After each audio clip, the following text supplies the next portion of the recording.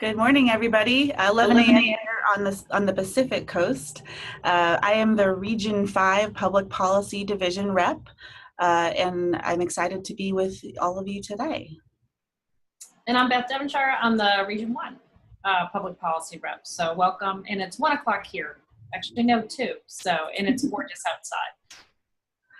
Well, we are excited to have with us today two speakers bringing a very unique perspective to the topic of gun policies and threat assessment on campus. So I'm pleased to introduce today Jeff Allison, who is the Director for Government Relations and External Relations for IACLEA, which is the law enforcement and campus safety public professional association. So I'll invite Jeff to introduce himself very briefly. Jeff, you're muted.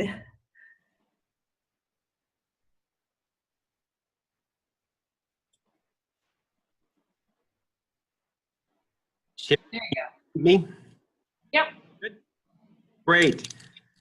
Thank you. Thank you, Jill, Beth, and Terry. Thanks to NASPA for asking campus law enforcement and public safety to be a part of this important discussion. I will tell you a little bit more about the International Association of Campus Law Enforcement Administrators in a minute. My background, I retired from the FBI as a special advisor for campus public safety. Prior to that, I served with the Maryland State Police and also the Aurora, Colorado Police Department. I served with Aurora. I get asked this question a lot. I had served with Aurora long before the theater shooting. My co-presenter, and I'm going to ask Kevin to say a little bit about himself, and then it'll come back to me. My co-presenter is Kevin Kraft.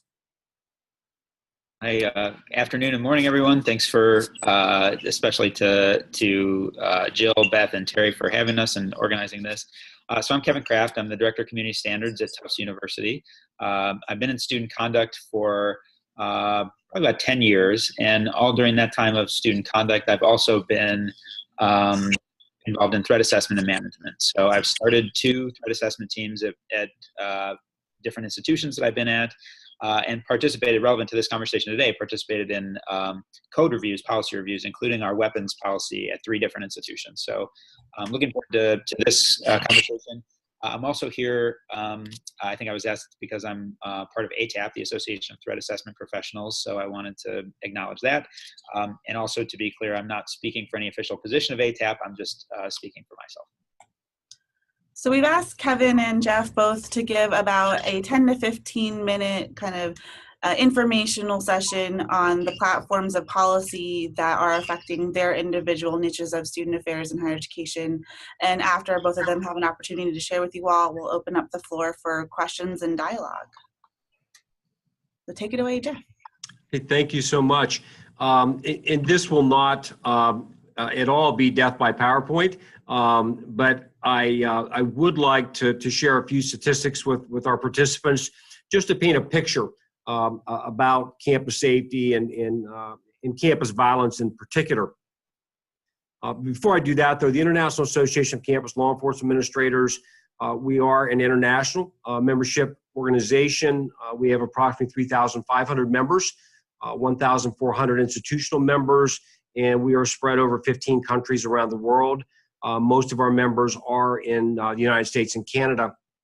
We do represent both sworn campus law enforcement agencies as well as non-sworn.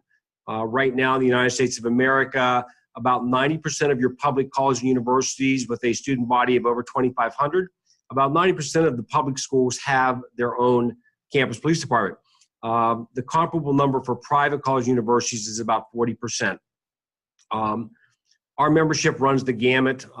We have community colleges that employ contract security officers, all the way up to the University of Maryland College Park, for instance, which has 100 sworn police officers. They are a full-service law enforcement agency. They have their own detective bureau, their own evidence collections unit, their own canine units, and so they are full service. And so we represent all of those stakeholders. I've been asked to talk a little bit about violence on college campuses, particularly gun violence.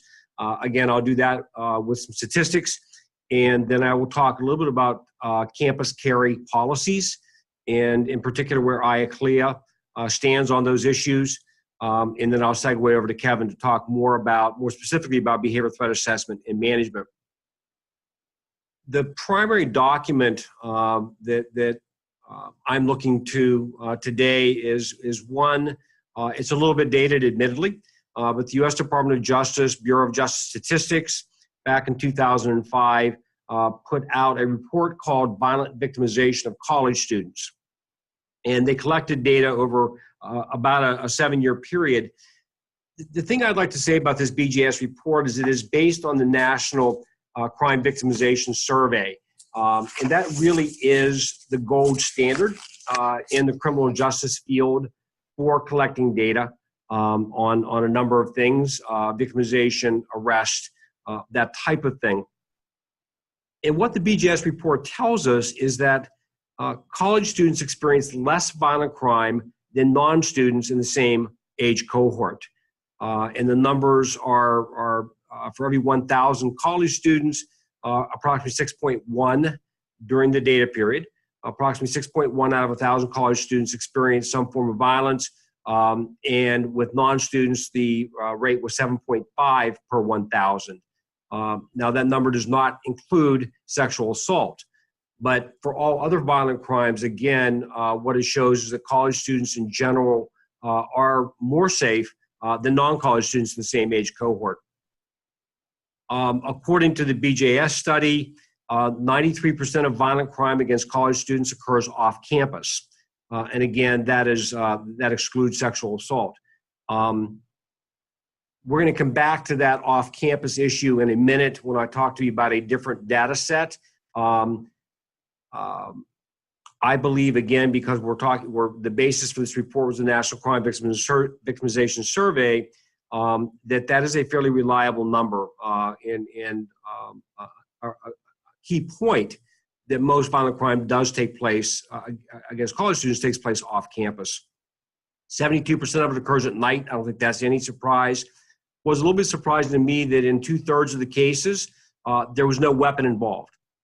It was what we call simple assault or assault with bodily means, as opposed to a gun or a knife or another weapon.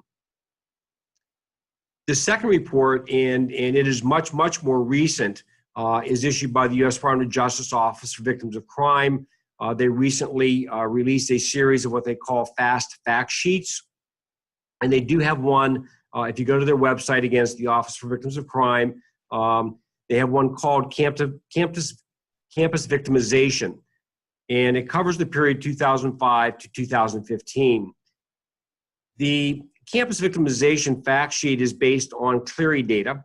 I'm presuming that most of our participants are familiar with the federal Genie-Clery Reporting Act, that every college university in America receiving Title IV funds must complete annually, an annual security report that they submit to the Department of Education and also publish for members of their community. What the Office for Victims of Crime data points to is that aggravated assault and robbery account for most of the violent crime against college students. Aggravated assault, and it can be defined in many different ways in different states. There's a federal definition of it in the FBI Uniform Crime Reports. But aggravated assault, generally speaking, is assault that occurs either with a weapon involved or if it's based on a bodily attack, very, very severe injuries. And so again, OVC, Office for Victims of Crime, is saying that the most violent crime against college students is in either one of those two categories. And so what's happening, what's the trend in those crimes? For aggravated assault, we know that in 2005, that but 5.9 out of every 1,000 college students, 5.9 were the victims of aggravated assault. In 2015, the comparable number was 4.1. So aggravated assault on our college campus is clearly trending down. And that's very important, and I'll come back to why that is in 1 minute. Robbery. For every 1,000 college students, 5.4 were victims of robbery in 2005. The number for 2015 is 3.0. So again, robbery trending down. Here's where we get to a point that needs deconflicting. The Office of Victims of Crime data, and again, it's based on Clery reporting. It says that 80% of all crimes occur on campus. Two caveats about that. One is OVC is talking about all crimes, whereas the Bureau of Justice Statistics report was talking about violent crimes. So key distinction there. And the other thing that I would say is that colleges and universities, in order to get at that off-campus crime rate, have got to obtain data from local law enforcement. And that sometimes, lots of times, can be a major challenge. So the point I'm making there is that I actually put more credence in the BJS study, saying that the majority of violent crimes against college students do occur off campus. So from these two reports, what are some key takeaways for you? One, again, college students are safer than non-students in the same age cohort. I think that's really, we can probably stop talking now. That's the biggest finding that we need to keep in mind, especially when we're developing policies and we're making procurement decisions. I think that's an essential fact. Looking at homicides. Homicides between 2001, and this is according to the U.S. Department of Education, homicides on college campuses or off, but in the campus community, they looked at homicides annually between 2001 and 2013, and what they found is a range of the lowest number was 8 in 1 year, the highest number was 44. That 44 number occurred in 2007, which is when Virginia Tech occurred. The normal range it is between 10 and 20 homicides of college students in their campus community across the nation annually. And we're looking at about 17 million students. Certainly none of us are happy. Those of us in campus public safety and law enforcement, 10 to 20 homicides is way, way too many. But I want you to have that perspective.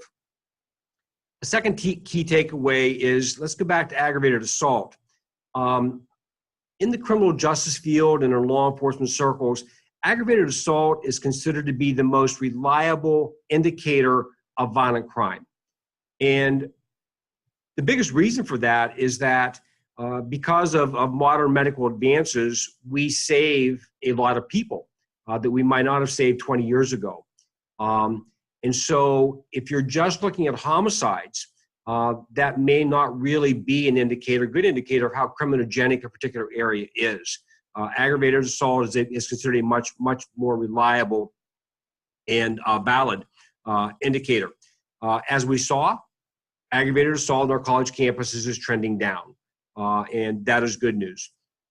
The third key takeaway, again, is that we all need to focus on off-campus areas that our students live in, even if they live on campus, that they frequent. We're talking about the collar communities around our campuses. If we're looking at prevention and control strategies, we do need to pay attention to those areas. So what is trending up? What is trending up is active shooter and mass casualty attacks. The FBI issued a report in 2013. They looked at mass casualty attacks between 2000 and 2013. What they found is that during the first 7 years of that study period, that there were 6.4 attacks, mass casualty attacks, 3 or more people killed. There were 6.4 attacks annually. During the last 7 years of that study period, it was 16.4 attacks annually.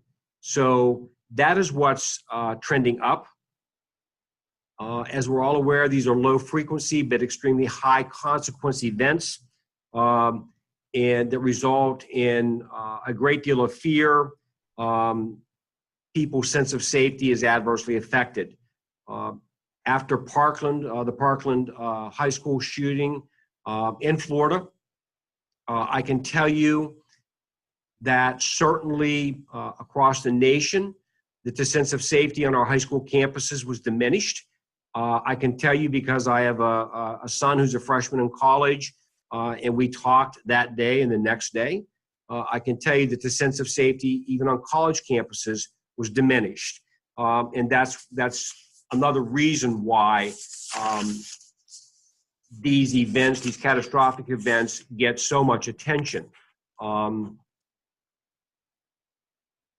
The number of students looking at the K through 12 world who are killed annually in our schools pales compared to the numbers of those children who are killed in our communities. And yet, those one big events, Sandy Hook, Virginia Tech, Northern Illinois, and other schools affected around the country, can have an outsized impact, certainly on the national psyche. And so we pay a lot of attention to them. In 2010, the FBI, along with the Secret Service and the U.S. Department of Education, issued a report called Campus Attacks. It's really a deep dive on 272 cases of targeted violence on college campuses that occurred between 1900 and 2008.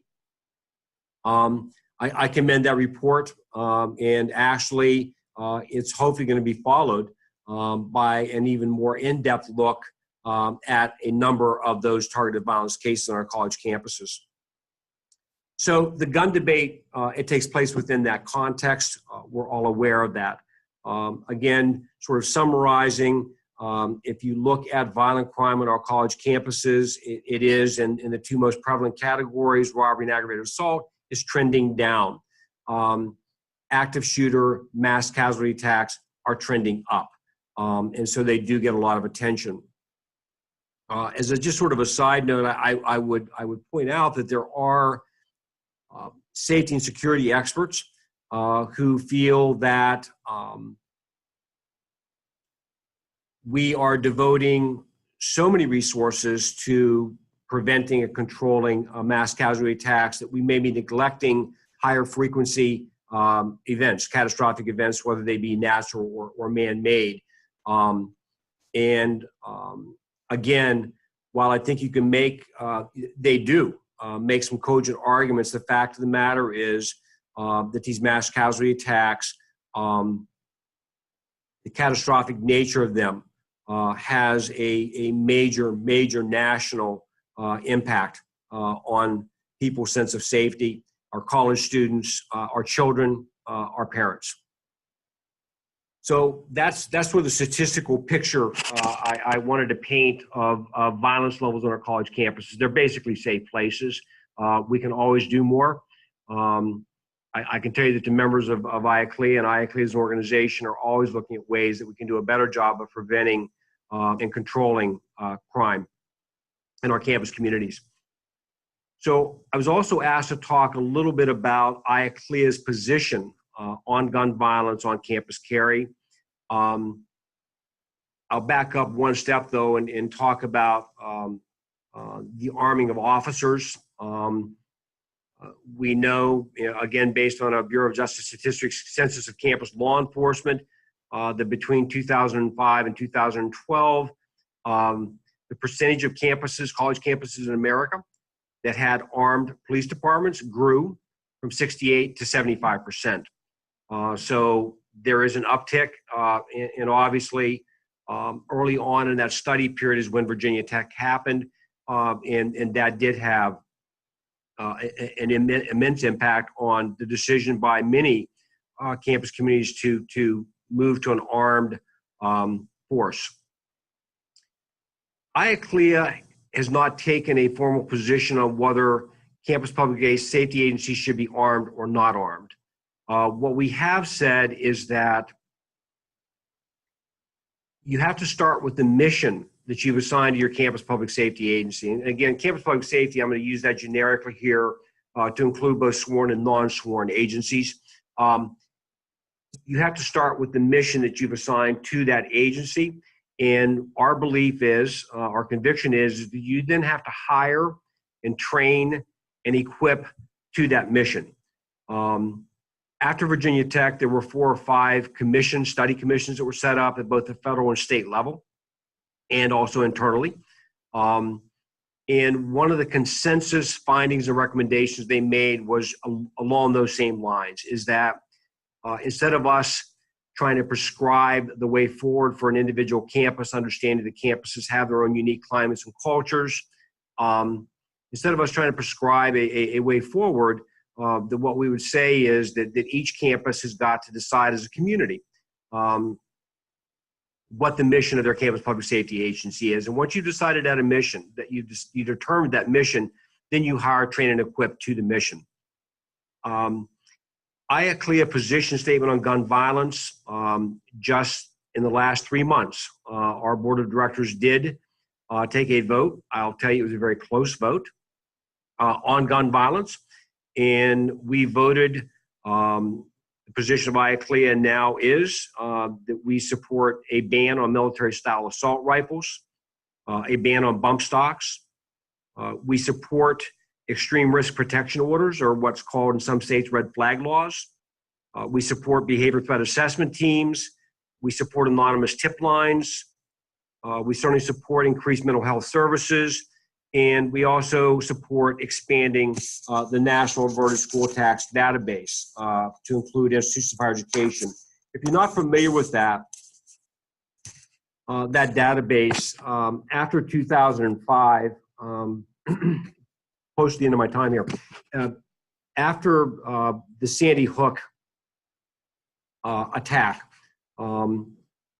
Congress passed something called the Comprehensive School Safety Initiative. They appropriated $75 million to the U.S. Department of Justice to look at ways to prevent and control these school attacks. I was actually at the FBI at the time and part of an intra-agency working group to come up with some strategies. One of the things we recommended is that, and we use this example, if there was a school attack today and the President of the United States was asked, how many school attacks have we had in the last 3 years? He or she could answer that question pretty quickly and reliably. If the follow-on question from a reporter was, how many school attacks have we stopped?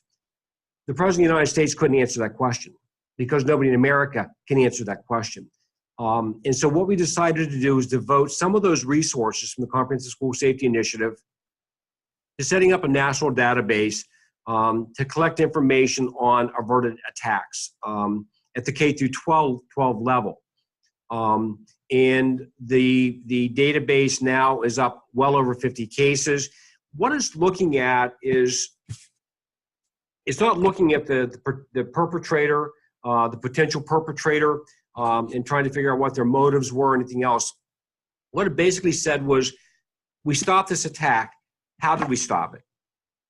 And I think all of us know, sort of from a common sense perspective, from working this field, we all have a very good idea of what things work. Behavior threat assessment teams work extremely well. Anonymous tip lines work extremely well. Monitoring social media may work.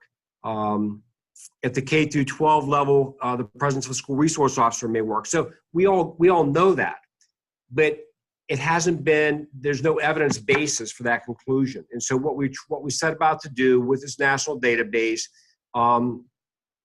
was to provide facts to decision makers to help guide their policy and procurement decisions when they're trying to figure out, okay, what can we do? What have others done that have worked to stop school attacks? The problem for us in the campus community is that the way that law was written, those funds can only be used to collect information on averted attacks at the K through 12 level.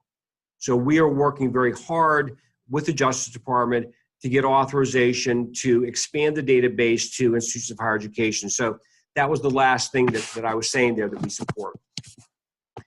And my last item, campus concealed carry. Where does IACLEA stand on that?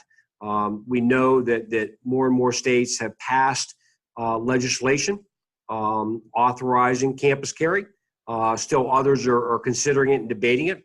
IACLEA's resolution, which is available on our website, iaclea.org, basically says two things. It says, first of all, campus police chiefs, you need to follow your state law. That's a no-brainer, I realize. Whatever that law is. The second thing we say is that in developing policies to implement your state law, we encourage you to avail yourself of a report that was put out by the National Center for Campus Public Safety in 2017. If you're not familiar with the National Center for Campus Public Safety, it is funded by the Justice Department.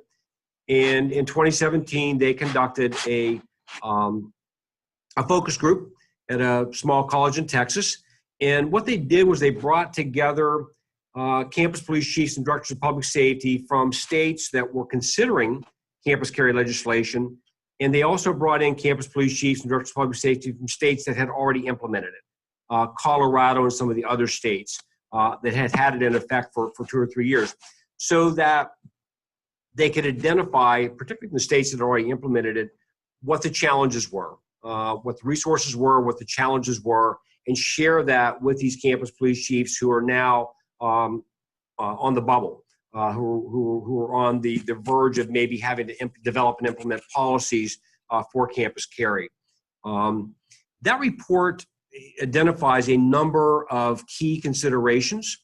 The two that I would just point out here real quick is that you have got to look at your campus climate and culture in figuring out what the process needs to be to develop these policies as well as implement them. And then the second thing is how crucial communication with stakeholders is.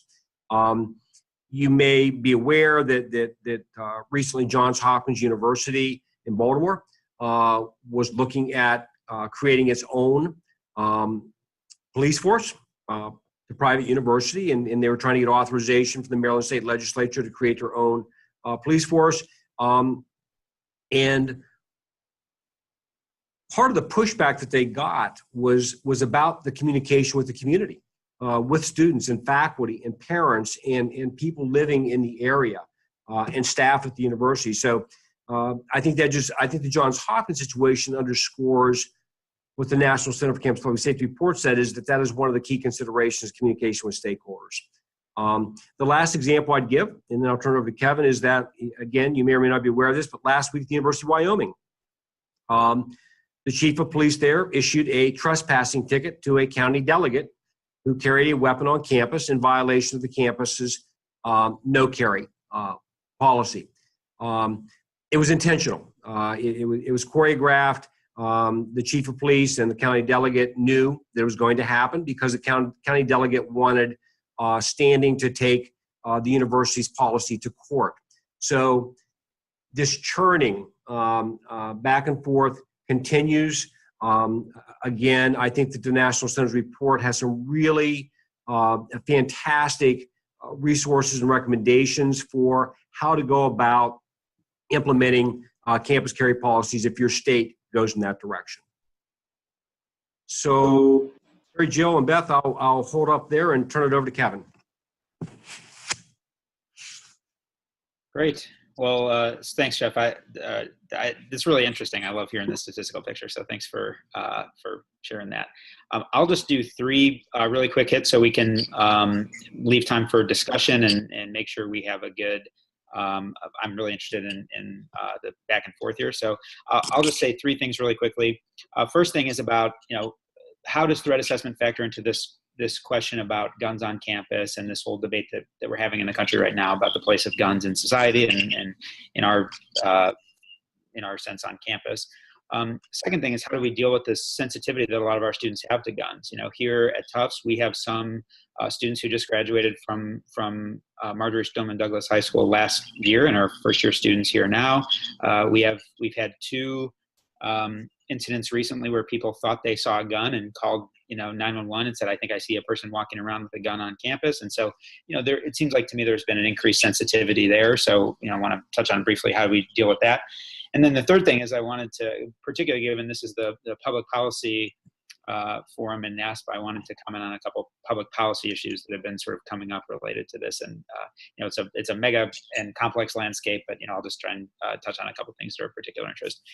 So first topic, how does threat assessment factor into this? I imagine many of you are probably familiar with, the Safe Schools Initiative, a lot of the research that was done by the Secret Service and the Department of Education, the Threat Assessment Handbook and all that. So I'm not going to sort of go into the basics of threat assessment.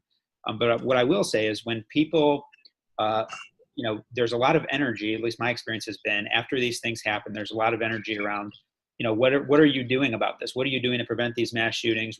Do we need to relook at our gun policy? Do we need to do this? And so as you're called upon in those ways, my recommendation is that we always sort of center threat assessment in that conversation, because that's where the sort of evidence shows that if you really want to prevent violence on campus, threat assessment is a really effective way to do that. If you can sort of use the energy that's being put into, well, what should our policy on guns be, et cetera, to getting your team maybe funding for some additional training, or maybe standing up a team if you don't have a really robust threat assessment team, or bringing in outside consultants to work with you to create a team. To me, that's a good way to sort of direct everyone's attention and energy in these situations. So I just, as you're sort of called into a meeting about what are we going to do about guns, and everyone's feeling upset about the Parkland thing and this, that, and the other thing, you use that as a way to say, well, let's think about, when we really think about preventing violence, we should be thinking about threat assessment. And so seeing how you can sort of foreground that in the conversation, I think, is one step. And two other ways I think the gun question factors in with threat assessment. One is every time you're doing a threat assessment, I think you need to be asking the question about, does this person have weapons? And that includes guns, but it also includes other types of weapons that people have. I've had cases where people have had all type of, decorative swords that have been meaningful and important to them, to regular kitchen knives, to bomb making material, et cetera. So I think it's important to, every time you're doing a threat assessment case, even if it seems, like one of those small level check-ins that you're trying to do, I think it's important to just ask people, just like you would, for example, in a suicide risk assessment. You'd say, well, do you have any weapons, et cetera? I think it's the same sort of thing with threat assessment. So I think you always want to sort of do that, and know that the results of that are contextually situated. So I used to work in Oklahoma for a long time, and in Oklahoma, the if you said, do you have a gun, and people said yes, that wouldn't be that unusual. So just because someone says, yeah, I have a gun, doesn't mean, red alert, this person's going to be violent. But you can use that as a data point in your comprehensive evaluation of what's going on with this person and what can we do to help de-escalate the path to violence. So I'd say that's the second thing. And the third thing is just, in addition to possession of weapons, you want to be checking for, when you're doing your threat assessment, is there a fascination with violence and obsession with violence? If you get people who can tell you everything about every type of gun that's ever been made, and they, have tried out all these different things, that's more of a thing than somebody saying, for example, a common threat assessment case we get is somebody who has a picture of them on their Facebook page, with a gun kind of pointing it at the camera like that. Oh, often what happens is you bring somebody in. Well, that was one time I shot a gun 15 years ago, and we grew up in a rural area, and that's what we did, and that kind of thing. Is a much different conversation than somebody saying, could tell you everything about every gun that's ever been made. So I think getting a sense of, is this person sort of obsessed with violence, obsessed with weapons, gives you a different data point also. So I think that's another good thing to check when you're thinking about threat assessment. So second big topic we want to talk about is how to handle sensitivity to weapons.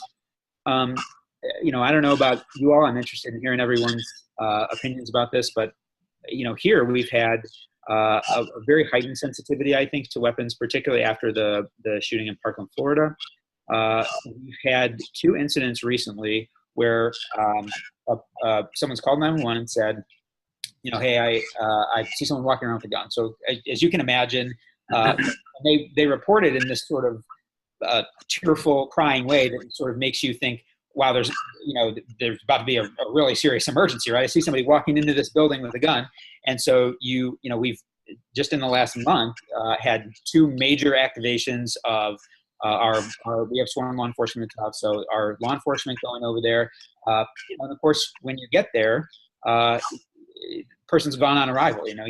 There's nobody left there. It's somebody who walked past this person as they were going the other direction. So there's a mad scramble to find this person. There's these questions of, what do you say? Should we say something now? Should we issue the mass text? We don't even really know if it's a gun. Maybe it's just and both times it's turned out to be a cell phone. And we've been able to have video surveillance both times that's allowed us to track back who it actually was, contact that person in a very short period of time, search them, interview them, and do a pretty good work to sort of be able to definitively say, okay, we feel confident there's no sort of active threat from this person. But imagine the counter, these happen to be both in very common areas that are populated by cameras, lots of people, and so we were able to piece things together pretty quickly. But imagine if it had been an area where there were no cameras and we weren't able to identify this person. I mean, you can imagine we're going to be doubling up on patrol everywhere. We're going to have to be sending campus email updates all the time saying, here's where we're at. So I think that's a interesting thing to think too about how do we handle sensitivity. So I'll just put that out on the table as part of a conversation. And the third topic I'll say before just yielding for the conversation is to talk about a little bit the public policy environment that we're in related to threat assessment and guns on campus. As you know, there's been quite a bit of public activism around this. And so I think to me that raises the question of, okay, what are the policies right now? What do we want to do as universities, as institutions about these policies? And how do we support our students if they want to advocate one way or the other for various policies? So on the first standpoint of what is the current status and what do we want to do? I think Beth and Jill and other experts can tell me their sense of this, but my personal sense is you're not really going to see much happen on the national level from Congress. The action is really going to be in the states. You saw that in Florida. You've seen that. I live in Massachusetts now, and which we're sort of known to have the strictest gun control in the country, and there's some movement there to put even more gun control measures in place. So the real action, I think, for the next foreseeable future is going to be at the state level. But there is one interesting federal proposal that I just wanted to sort of read regarding threat assessment, just give you a little taste of a paragraph. This is an act about the National Center for Preventing Violence, which is a Justice Department program. And the bill has got some legs. It was proposed by Chuck Grassley, who's the Republican chair of the Senate Judiciary Committee. And so he proposed this bill after a series of, Congress had a series of hearings about the Parkland shooting and what to do. Several ATAP members went and testified. And one of the major outcomes of those hearings was that, people, because as you hear in the national dialogue, there's sort of this tug between the polarity of gun control versus mental health, as though those are the ways to sort of solve this. It's either do we have more gun control or do we sort of say this is a mental health issue and deal with that. And what several of our ATAP members went and said was, well, actually, it's a combination of these things, and threat assessment is actually the way to go. So actually, in his proposed legislation, the chair of the Senate Judiciary Committee wrote this: "It is the sense of Congress that a fact-based threat assessment approach involving school officials, local law enforcement, and members of the community is one of the most effective ways to prevent targeted violence in schools, and it is a fitting memorial to those who lost their lives in the February 14th, 2018 attack on Marjory Stoneman Douglas High School, and those who heroically acted to preserve the lives of their friends, students, and colleagues." So I put that out just to tell you, we often find that it can be difficult to participate in these debates because they're so polarized, and and preventing gun violence is not a partisan issue. It is a political issue. But when you start talking about gun control, that is a partisan issue. And so it becomes difficult to talk about because we have students of all different political persuasions. But threat assessment is, and this bill has quite a few co-sponsors, and who knows if it'll go anywhere or not. I don't have a crystal ball, but I will say, it's sort of got the sense of the Senate Judiciary Committee that made an impression on them, and that turned into a bipartisan consensus. To say this is the sense of Congress is their proposed legislation. So I just thought that was sort of interesting, and is a good way to, when you find yourself sort of trapped in this, what do we say and do about this kind of stuff? I think it's just an interesting way to think about that. And we can talk too about helping students with their advocacy. I think that's a really important part of what our role as universities is to help people become active citizens. But just for time, I'll sort of yield that point for now, and we'll turn it over to Beth and Jill for a conversation. Sure, thanks. And I think one question that I might have, just to get the question party started is, we're talking, I agree, so much is done at the local level. And I think in regards to Massachusetts, they were trying to put threat assessment teams in a sexual assault bill.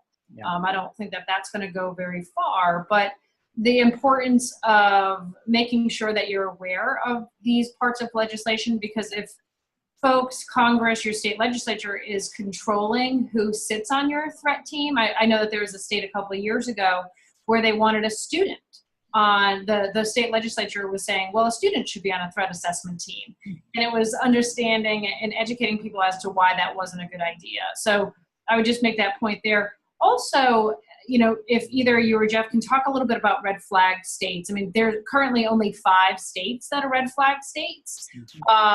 And how many other proposals are out there, I truly don't know. And what kind of maybe explaining for folks what that means and the impact that would have when we know that our students are actually safer on campus than they are off campus. But we could talk about the impact potentially on campus as well. So that would be one of my questions. Mm-hmm. Yeah, Jeff, do you want to? Kevin, go ahead. Yeah, well, I would say, you know, I guess so to as a basic level, you know, the red flag laws, you know, are essentially a mechanism whereby someone, it varies in which states who this is, you know, is it a mental health clinician, is it a family member, is it whoever can sort of raise a concern, but there's some mechanism to raise a concern and say that I think this person should not be allowed to have weapons. And so this can lead to an ex parte court order saying this person's not allowed to possess any weapons for either a specified period of time or until a hearing is conducted, etc. So, you know, it's sort of an immediate way to, you know, if you're concerned about violence and you're concerned about someone, it's sort of an immediate mechanism to be able to make sure they don't have access to weapons. You know, to your point about how effective those things are, I think the jury's still out because it's a small number of states that do that. You know, I sort of look at them in the same breath as a harassment prevention order or a restraining order. You know, I mean, in some situations they're useful and effective.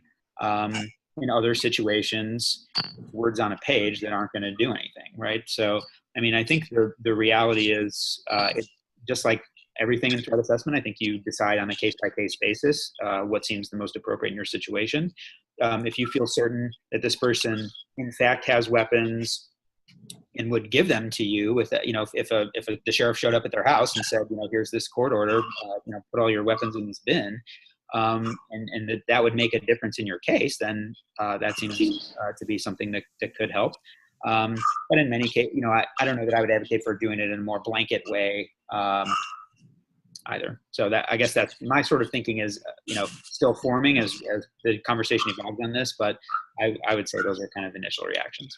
Yeah, and it's hard. I mean, especially one of the most recent shooting at the Waffle House, they did take away his weapons. Yeah. And then they were given back. I think even with Florida, I mean, folks, he was on the radar. They just, you know, because I think that's when more people were talking about red flag laws, because he was flagged, but then it was, well, what do we do now?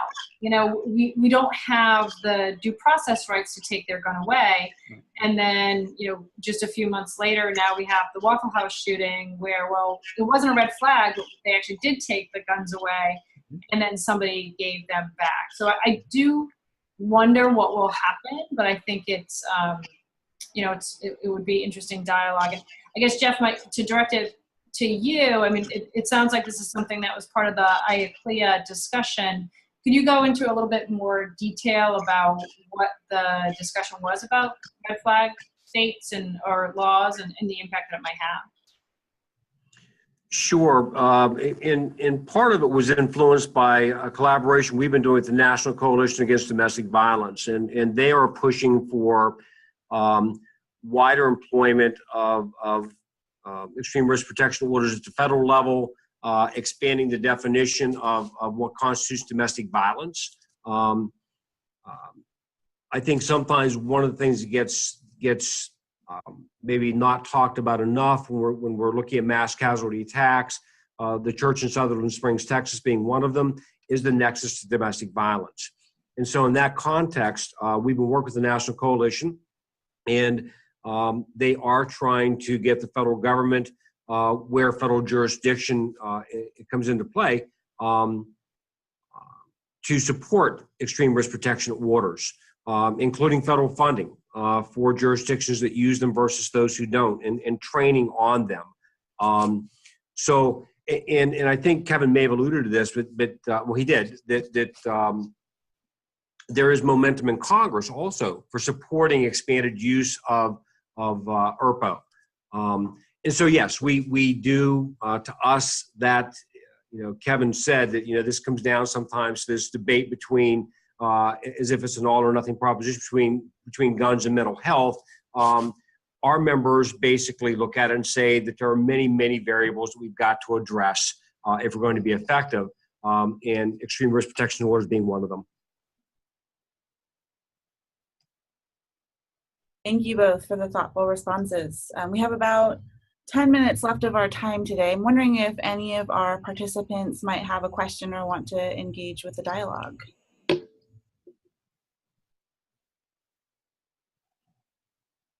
So, as a reminder, if you want to chime in, you can go ahead and raise your hand, and I see that Larry Ward has just done so, so I'm going to unmute you, Larry, if you want to chime in. Great. Thank you. Thank you, Jeff and Kevin and Beth and Jill for the conversation thus far. I have a question slightly different than you all have addressed, and I really appreciate the various perspectives. One of my concerns is around how we best prepare our campus community for, Jeff, what I think you described as a low-frequency event, but event that might have high consequence. And what I worry about specifically is, given the amount of drills that students coming out of high school do on active shooter is quite different than what we do on college campuses. And so I fear that in some cases, our students may know better than our faculty and staff about how best to respond.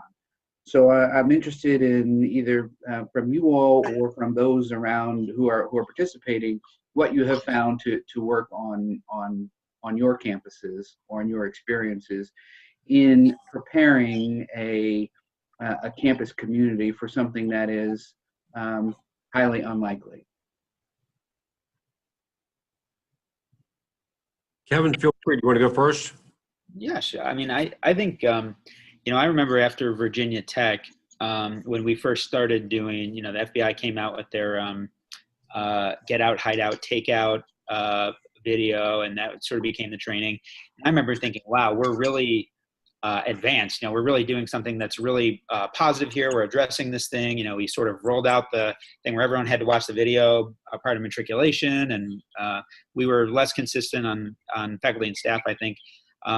And then what I've come to realize recently, after listening to a lot of the activism for the Parkland shooting, has been that we've sort of lost our edge in now, because people, K through 12 schools, have been doing this. I mean, people are used to this just in the same way they're used to stop, drop, and roll and this kind of thing. They're so used to it now that the fact that we don't do more almost seems unusual or out of touch to students. They're just so used to it. So, I mean, as to what we do about that, I think there's a real need for us to step up our game, particularly with faculty and staff, exactly to your point.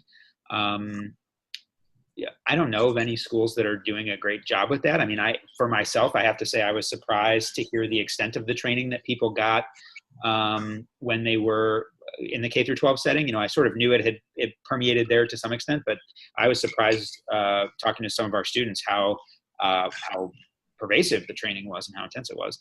And there could be schools that are doing a great job. So I don't know, maybe Larry has some examples that you have, or Jeff, you might have some ideas. But yeah, I think you're putting the nail on the head of a really important point. Yeah, and I would just say it's clear to me that the training that the students in Parkland had saved an awful lot of lives, and their protocol saved an awful lot of lives.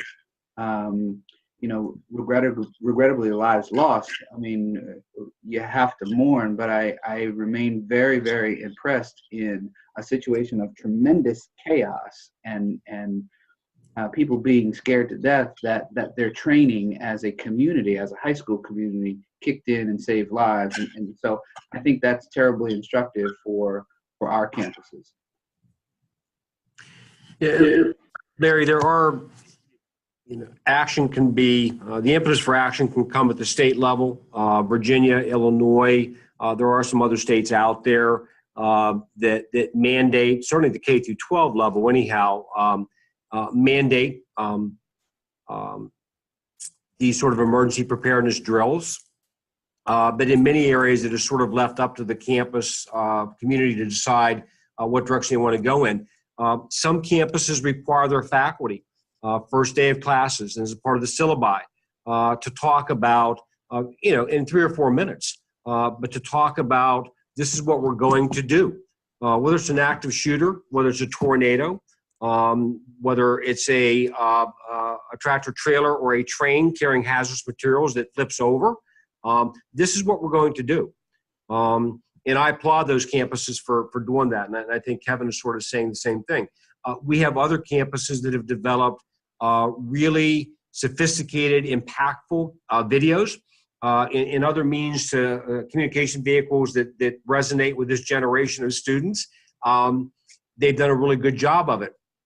But then they make it sort of discretionary, whether or not, students and faculty avail themselves of it. So I guess, what I would encourage campuses to do, whether it's you've got to take, before you can matriculate, you've got to take an online course, or it's the faculty and syllabi, but push it more than letting people opt out. It's sort of like emergency alerts on our cell phones. Some campuses, everybody is in until you opt out. Other campuses say, no, you've got to opt in. What I can tell you statistically is that the campuses that say you're all in, if you want out, you've got to opt out, they've got better coverage. They have more students and faculty that are signed up for emergency alerts. So I guess I use that, Larry, and I sort of extrapolate from that and say that I really wish college universities would, in a more affirmative fashion, push these emergency preparedness drills. The counter argument is, and I get it, and I don't think we can ignore it. But do we unnecessarily foster fear? And so I think that our approaches can't be hyperbolic. I think they've got to be fact-based, and I think that they've got to be appropriate for our community. But that's inspiration. I also might suggest training. I can't speak enough about. But just assessments of our campuses, going to the individual classrooms. Because our students, I have a 10-year-old who has been drilled since he was 5. When he goes to college, he's going to look to his faculty member because that's what he's been trained to do. And I don't know if our faculty have been trained. But when we look, are we doing walkthroughs? How many of the classrooms have landlines? If you don't have a landline, what is the cell service?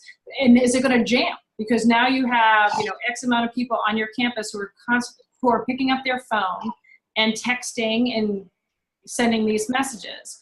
So do the doors lock? Do they have windows? Do we have cameras? So I think that there's so much that needs to be said about absolute training. But what can be done before that? I know Rhode Island, their K through 12, they have a whole manual that the state police will go and do a walkthrough. There's no bushes outside the schools because that's where somebody could hide when they're waiting for these things. So I think that management plans have to include a structural analysis of the campus as well. Because if not, then we're kind of behind that 8 ball too. Agreed. Risk assessment is critical, and you're right. Whether it's K through 12 or higher education, buildings that were constructed in this century have been constructed with a mind towards safety and security. They have classroom doors that lock from the inside. Those built before the turn of the century, maybe not so. And I think you're absolutely right. Doing that, the first step is doing the risk assessment, the threat and risk assessment process. Again, Some states are very good about mandating it, others have not. And so then I think sadly, that's my editorial opinion there, that it becomes a liability issue. And sometimes that's what motivates campuses to take action is they're trying to avoid liability. But if that's what it takes, okay. So as we wind down our time here, I'm wondering if Kevin and Jeff, you might be able to boil down all the things we've talked about into maybe one or two salient points and action steps that our attendees could take away. Sure. Absolutely glad to. Again, I think the key takeaway from mine, a couple of key takeaways from my presentation, college students are safer than non-students. To the extent that we do still worry about violent crime against college students, we do need to worry about off-campus areas. I tell people all the time who ask me in the K through 12 arena, okay, Jeff, I'm giving you a menu of things you can choose from to make your school safe. Pick 3. I'm going to pick every time an SRO, anonymous tip lines, and a behavior threat assessment team. Now, how do we extrapolate that to higher education? Again, behavior threat assessment teams, and I think Kevin, correct me if I'm wrong, but I think we're up around 80% of college universities now have threat assessment teams in the aftermath of Virginia Tech. So I'm going to have that. Whether it's an anonymous tip line or some other means, there's got to be a way for the community to access the behavior threat assessment team and get reports to them. And then 3 is, if you don't have your own campus police department, what is your working relationship with the local law enforcement agency so that they have a presence and so that they can respond in a timely manner. I think those 3 things, again, threat assessment, anonymous tip lines, or reporting, and some type of a presence, law enforcement presence, to me, those are the 3 key things for preventing the most catastrophic events.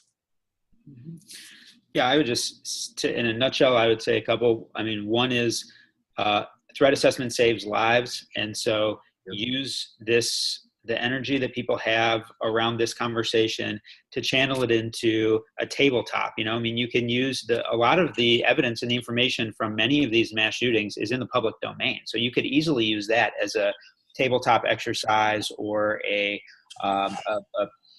walkthrough with your team about how would we handle a similar situation. So threat assessment is not just a committee that you go to. It's not just a thing. This is our sacred responsibility as people who are responsible for safety is to be good at it, and to practice and to be the best we can. So I think that's one key point to me is threat assessment saves lives, and use this as an opportunity to really get as good as you can at it. 2 is that a nutshell is, we have a responsibility, I think, as educational institutions to prepare our students to participate in public discourse about important issues of the day. And this is one of them. How to prevent gun violence is one of the really important issues of the day. And so I just encourage us to think about, Tufts, here we have a lot of activism.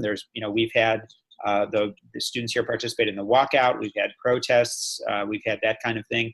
And so think of ways to encourage students to participate in that instead of only, speaking for myself, I often get these comments where people come forward and say, sort of with their finger pointed to me, well, what are you going to do to make campus more safe? Well, here I can do some more things, to strengthen our threat assessment team, to look at our policies. But I'm also going to end that conversation with, well, what are you going to do to make the campus more safe too? And it can be through your participation as an active bystander, et cetera. But it can also be through your activism and getting engaged and reading about these things and understanding what the laws are and participating and writing your congressman. I mean, these are things that we should be training people to do as participants in a democracy. So I put that as a second nutshell. And then the third one is really what Larry said. I think one of the big takeaways for me coming from this conversation is that I want to get our group together and think about how we're doing training and what we can do better in that regard. Particularly, Beth's point kind of resonated with me. Faculty members, if students are conditioned to look at the teacher, which makes sense, right? I mean, from a K through 12 standpoint, the sort of vibe is, well, follow the teacher's instructions. But in our setting, I would bet if I walked around and asked 100 faculty members right now who teach classes, and I said, what would you do in this situation and what kind of instructions would you give to your students? I would get 100 different responses. And so I think that's another big takeaway for me from this.